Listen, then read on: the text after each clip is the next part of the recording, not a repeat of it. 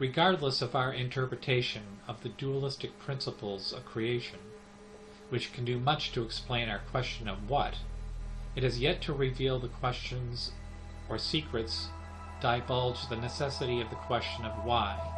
which requires a concentrated effort to understand the hidden nature of our universe, one that is much more difficult to ascertain, and one that requires the direct intervention and assistance of entities of a higher understanding. Human comprehension, by its very design, is limited to the question of what, or at least in an incomplete state, wherein resides the greatest of human potential to come to understand the why, as a process of becoming that completes the human potential and fulfills the divine will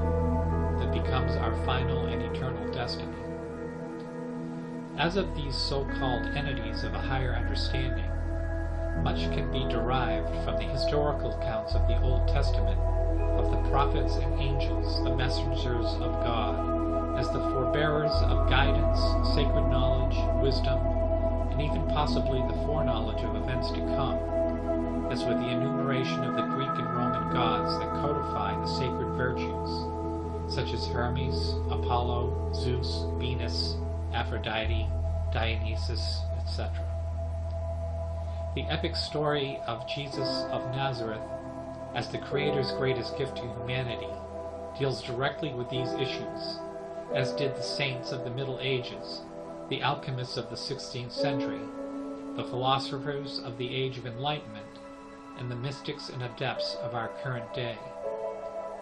Notwithstanding the greatest weakness and frailty in our human condition, that is how easily we are deceived by our senses,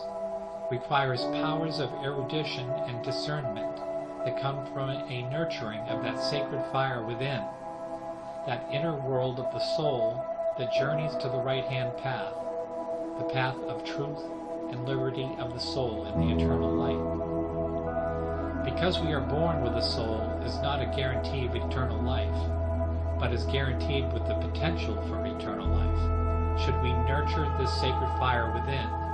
and by doing so transform our mortal being to a higher state of being, in whose consciousness has been awakened by the revelation of secret mysteries and the eternal truths. As stated earlier, this can happen, albeit rarely, by chance, by direct divine intervention, and by assistance from the entities that exist for our advancement in spiritual matters, should we call upon them. It is this latter option that formed the basis for our experiment in transdimensional phenomena, and what comprises the series in this presentation.